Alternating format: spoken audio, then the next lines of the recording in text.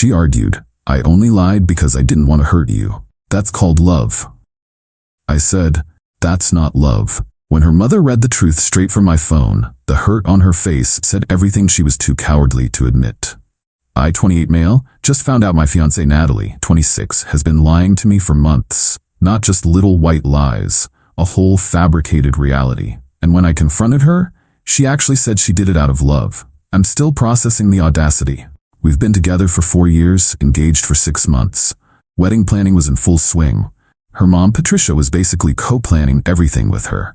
They're super close, talk multiple times a day, shopping trips every weekend, the works. 3 months ago, Natalie told me she got promoted at her marketing firm. Big salary bump, corner office, the whole deal. I was thrilled for her. We celebrated with champagne. I posted about how proud I was on social media. She said the new role required occasional travel, maybe once a month. Cool, no problem.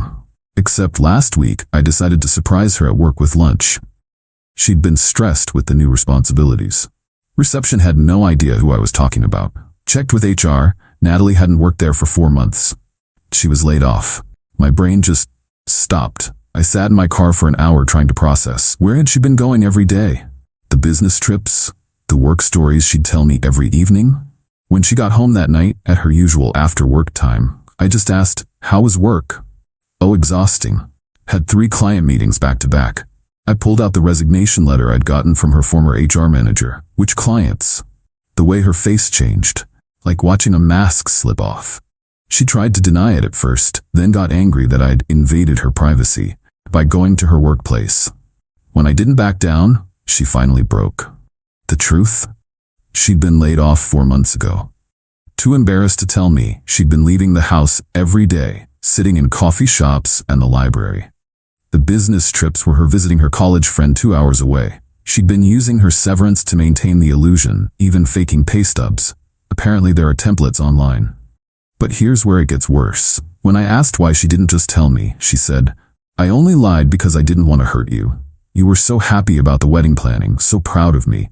I couldn't bear to disappoint you." That's called love. Protecting the person you care about from pain. I stared at her. That's not love, that's deception. You don't understand, everything I did was for us. I was protecting our future. By living a lie? By making me look like an idiot to everyone? She kept insisting it was different, and that I'd understand if I really loved her. The manipulation was insane. She'd created this whole fantasy where lying to me for months was some noble sacrifice. I told her I needed space to think. She alternated between crying and getting angry, saying I was overreacting and ruining everything over nothing. I ended up leaving and staying at my brother's place. The next morning I woke up to 73 missed calls, not from Natalie, from Patricia. And about 20 texts variations of "How dare you?" and "We need to talk now, and you're ruining my daughter's life." I didn't respond. But I did make a decision. If Natalie could lie for months and call it love, what else was she lying about? I needed to know everything before I decided anything. Update 1. The entitlement has reached new heights. Buckle up because this gets wild. So Patricia kept bombing my phone. I finally texted back one line. "Natalie lied to me for 4 months. I need time." Her response? She showed up at my brother's apartment. My brother Derek, 25M, answered the door. Patricia pushed past him like she owned the place, found me in the living room and started her tirade. "You think you're so perfect? My daughter protected you from stress during your wedding planning, and this is how you repay her?" My wedding planning? Last I checked, it was supposed to be our wedding. Patricia, she pretended to have a job for months. Because she loves you. She knew you'd try to fix everything, take on more stress. She was handling it herself. By lying? By being strong. This went on for 20 minutes. Every lie was protection, every deception was love, every manipulation was sacrifice. Patricia had completely bought into Natalie's victim narrative, or helped create it. Hard to tell. Then she dropped this gem. "If you call off this wedding, you're paying us back every penny we've spent." Derek actually laughed out loud. "Lady, your daughter conned him for months and you want him to pay?" Patricia turned on him. "This doesn't concern you. You're in my apartment uninvited." It kinda does. She threatened to sue me for emotional damages to Natalie, for breach of promise, for the wedding costs, even for the promotion party dinner we had 3 months ago. The delusion was staggering. I stayed calm and just said, "Patricia, please leave. Any further communication can go through lawyers if necessary." She stomped out, but not before saying, "You'll regret this. Natalie deserves better than someone who abandons her at the first problem." First problem? 4 months of lies is the first problem? But I wasn't done learning about the extent of the deception. After Patricia left, I did something I'd never done before. I went through our joint Google Photos account. We shared one for wedding planning stuff. And boy, did I find things. Remember those business trips? There were photos, but not conference rooms and hotels, beaches, wineries, shopping trips, all geotagged at her friend's city, all during times she was supposedly at important client meetings. But that wasn't even the worst part. In some of the photos, there was a guy, same guy appearing multiple times, arm around her in one, cozy dinner table for two in another. I didn't jump to conclusions, but I needed answers, so I did what any rational person would do. I reached out to her coworker, former coworker I guess, who I'd met at a few company events. The truth came flooding out. Not only was Natalie laid off, she was fired for expense fraud. She'd been submitting fake receipts, claiming personal lunches as client meetings. The company gave her the option to resign quietly instead of pressing charges. My fiancé, who'd been lecturing me about protecting each other, was literally a white-collar criminal. Oh, and the guy in the photos? That's her friend's brother. According to the coworker, there were rumors about them before she got fired, but nothing confirmed. I sat there staring at my phone, realizing I was engaged to someone I didn't know at all. 4 years together, and she was a complete stranger. That's when Natalie started texting. "Mom told me what happened. Why are you being so cruel? I made one mistake trying to protect you. You're throwing away 4 years over nothing. If you loved me, you'd understand. This is your fault for not making me feel safe enough to tell you." That last one. That's when I knew I was done. She'd managed to make her 4-month con job my fault. I didn't respond, but I did start making some calls. Starting with the wedding venue. Update 2. Remember how I said the entitlement reached new heights? I was wrong. It went stratospheric. First, the practical stuff. I called every wedding vendor we'd booked. Since I was listed as the primary contact on most, I'm more organized, so I handled the logistics. I was able to cancel almost everything. Lost some deposits, but better than losing my sanity in a marriage built on lies. The venue was understanding when I explained the situation, vaguely. The caterer refunded 80% since it was still 2 months out. The photographer was cool about it. The only real fight was the dress. Patricia had put that deposit down, so I couldn't touch it. Whatever. I also separated our finances. We didn't have joint accounts, thank God, but I removed her as an authorized user on my credit card and changed all my passwords. Basic protection. Then I texted Natalie that her stuff would be in boxes in my apartment building's lobby on Saturday at 2 p.m. She could collect it then. I wouldn't be there. This triggered what I can only describe as an extinction burst of epic proportions. First came the love bombing. Flowers delivered to my office, Uber Eats orders sent to my brother's place. How did she even know I was ordering Thai food that night? A literal singing telegram, I'm not making this up, showed up at my job with a ukulele to sing our song. My coworkers still haven't let me live that down. When that didn't work, the guilt trip started. Long emails about our beautiful memories and how I was destroying something perfect over pride. She enlisted her friends to message me about how devastated she was, how she couldn't eat or sleep, how I was killing her slowly. But the real escalation came on moving day Saturday. I'd asked Derek to handle the box exchange while I stayed away. He texted me at 2:15, "Dude, she brought an army." It wasn't just Natalie and Patricia, it was Patricia's sister, 2 cousins, Natalie's best friend, and 3 other people I didn't even recognize. They weren't there to collect boxes. They were there to storm the apartment. Derek, bless him, had locked the building's lobby door after putting the boxes out. They couldn't get in, so they did the next logical thing, in their minds. They called the police. Yep, they claimed I was illegally evicting Natalie and stealing her property. The cops showed up. Derek explained the situation, showed them texts proving Natalie had agreed to collect her things, and pointed to the literal pile of boxes in the lobby. The officers basically told Natalie's crew to take the boxes and leave. But Patricia wasn't done. She started FB living the whole thing, narrating how I was abusing her daughter, how the police were enabling me, how this was discrimination against women. The video went semi-viral in our local community groups. I started getting messages from random people calling me an abuser, a manipulator, a narcissist. Someone found my LinkedIn and messaged my boss about my domestic violence. Thankfully, my boss knows me well enough to see through the BS, but still. Then came the masterstroke of delusion. Natalie texted me, "I saw what you did with the wedding. You had no right to cancel anything without consulting me. I'm calling the vendors to reinstate everything. This is just a rough patch." A rough patch? Girl, you lied about having a job, got fired for fraud, and possibly cheated. That's not a patch, that's a whole-ass sinkhole. But I was curious, so I called the venue. Turns out Natalie had indeed called them and told them I was having a mental health crisis and that she needed to protect the wedding from my temporary instability. She'd tried to put down a new deposit with a credit card. It was declined. She'd called every vendor with the same story. Mental health crisis, temporary instability, need to protect our future. The pattern was clear. Everything was protection. Every lie, every manipulation, she was just protecting someone. Protecting me from stress, protecting our relationship from reality, protecting our wedding from my crisis. That night, I did something petty. Maybe I shouldn't have, but I was exhausted. I posted on social media. Nothing dramatic, just, wedding is off.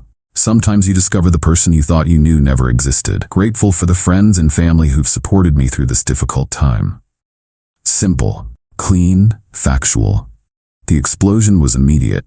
Natalie called me 31 times in an hour. Patricia sent a voice message that was just her screaming for 2 minutes straight.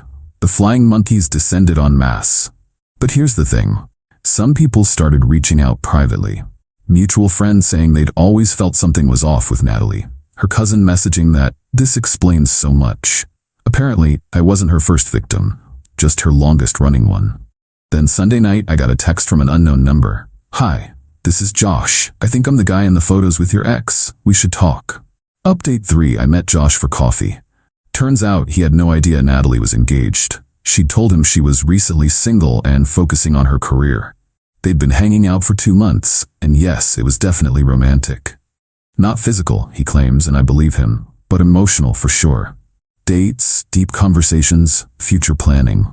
When I showed him her social media with our engagement photos, the dude went pale.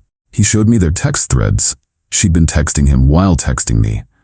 Literally would send me "Good night baby, love you," and then text him, "Can't wait to see you this weekend." Josh was pissed. He confronted her immediately, and she pulled the same routine. "I was protecting you from complicated feelings. I didn't want to hurt you. This is love." He blocked her on everything and apologized to me profusely. Honestly, I felt bad for the guy. We were both victims of the same con artist. But the real drama was yet to come. Monday morning, I got a call from my apartment building manager. Natalie had shown up claiming to be locked out of her apartment. When they checked their records and saw only my name on the lease, she caused a scene. Security had to escort her out. Then I got a call from my bank. Someone had tried to access my account claiming to be me, saying I'd forgotten my password. The security questions they'd failed? Yeah, that someone knew my mother's maiden name and my first pet's name. Wonder who that could be. But the piece de resistance came Tuesday evening. Patricia showed up at my actual apartment. Derek's place was no longer secret, apparently. But this time, she wasn't alone, and she wasn't angry. She was crying. "Can I please just talk to you? Just 5 minutes?" Against my better judgment, I let her in. She sat on my couch and pulled out her phone. "I need you to see something." It was text messages between her and Natalie, recent ones, where Natalie was bragging about Josh, about how she was trading up, about how she'd been settling with me anyway. But the kicker? Messages from before she got fired, about how she was working on a big score at the office, how she'd found a way to make extra money from those idiots. Patricia's hands were shaking. I didn't know. I swear I didn't know about any of this. She scrolled more. Messages where Natalie called me her safety net, her backup plan, her retirement fund. Messages laughing about how I believed her promotion lie. Messages about Josh being marriage material, while I was just comfortable. She left her phone unlocked when she went to shower. "I just wanted to understand why you were being so cruel. I never thought, I never imagined." The look on Patricia's face, it wasn't anger or denial anymore. It was devastation. The realization that her daughter wasn't who she thought she was. But then Patricia said something that shocked me. I need to ask you something. The expense fraud at her company, was there more? I showed her what the coworker had told me. Patricia closed her eyes and whispered, "Oh God." Turns out money had been going missing from Patricia's account. Small amounts she'd attributed to forgetting purchases or bank errors. But now she was connecting dots. Natalie had access to her cards for wedding shopping. We sat there in silence for a minute. Then Patricia asked, "Can I see all of it? Everything you found out? I need to know the whole truth." So I showed her. The photos with Josh, the lies about business trips, the co-workers' messages about the fraud, the pattern of deception. She was crying quietly by the end. I raised her better than this. I don't understand where I went wrong. I didn't comfort her. Wasn't my job anymore. But I did say, this isn't your fault. She made these choices. Patricia left, but not before saying, "I'm sorry. For everything. For showing up here before. For defending her. For raising someone capable of this." I thought that would be the end of it. Patricia would confront Natalie. There'd be family drama, but it would be their problem, not mine. I was wrong. Because Wednesday morning, Natalie sent a text that made everything else look tame. "You showed my mom those messages? You turned her against me? You've destroyed my life. I'm pregnant and now I have nowhere to go." Final update. Plot twist. She wasn't pregnant. Shocked? Yeah, me neither. After that bombshell text, I didn't respond. But I did forward it to Patricia with one question. "Is this true?" Patricia called me within minutes. "She's not pregnant. I took her to the doctor myself to confirm. She's been saying this to everyone. Josh, her friends, even her cousins. It's all lies." The pregnancy was Natalie's nuclear option. When I didn't respond to her announcement, she escalated. Posted on social media about how her ex-fiancé abandoned her while carrying his child. Tagged me, tagged my family, tagged my employer. The comments were brutal, calling me deadbeat, monster, abuser. Some saint even started a GoFundMe for the abandoned pregnant bride. It raised $400 before Patricia commented, "My daughter is not pregnant. I have medical proof. Please stop enabling her lies." The meltdown was spectacular. Natalie turned on her own mother, accusing her of jealousy, of betrayal, of choosing him over your own daughter. She posted screenshots of Patricia's comment with captions about toxic mothers and family betrayal. But Patricia had reached her limit. She did something I never expected. She went full nuclear herself. She posted her own statement, with receipts. The text messages where Natalie called me her safety net. The ones about trading up with Josh. The admission about expense fraud. Even security footage from her home showing Natalie using her credit cards without permission. I love my daughter, but I cannot enable her anymore. She needs help, not enablers. To everyone she's hurt, I'm sorry. The GoFundMe was shut down within hours. People who donated demanded refunds. The narrative shifted completely. Suddenly, I wasn't the villain. I was the victim who'd narrowly escaped. Josh reached out one more time. "Bro, she showed up at my job claiming to be pregnant with my kid now. Security removed her. I'm getting a restraining order. You should too." I took his advice. Filed for a restraining order with all the evidence. The harassment, the false pregnancy claims, the attempt to access my bank, the social media defamation. It was granted temporarily, pending a hearing. The hearing was something. Natalie showed up looking like she'd stepped out of a fashion magazine. Perfect hair, designer dress, full makeup, playing the victim to the judge, until the judge saw the evidence, all of it. The months of lies, the fraud, the fake pregnancy, the harassment. Natalie tried one last manipulation. "Your Honor, I only lied because I loved him so much. I was protecting our relationship. That's what you do for love." The judge's response, "No, miss, that's what you do for control." Restraining order granted. 1 year, no contact. As we left the courthouse, Natalie was crying to her lawyer about the injustice. Her lawyer looked exhausted. I almost felt bad for him. Almost. Patricia caught up with me in the parking lot. She looked older, tired. "I'm sorry," she said again. "I'm getting her help. Therapy. Whether she wants it or not." I nodded. Wasn't my problem anymore. It's been a month since the restraining order. Life is quiet, peaceful. I'm in therapy myself, working through the mindfuck of loving someone who never existed. My therapist says I dodged a bullet. Feels more like I dodged a nuclear missile. The wedding vendors were understanding about the situation. Some even refunded deposits they didn't have to. The venue coordinator sent a card saying she was glad I found out before the wedding. A Apparently, I'm not the first groom she's seen in this situation. My friends and family have been incredible.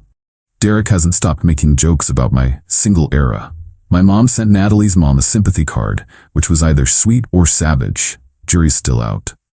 And dating? Not even on my radar. I need to figure out how I missed the red flags.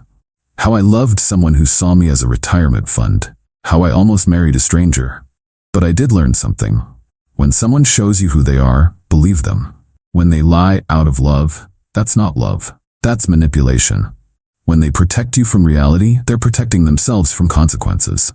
Love isn't deception. Love isn't control. Love isn't treating someone like a safety net while shopping for upgrades. Love is trust, honesty, respect, partnership, everything Natalie wasn't.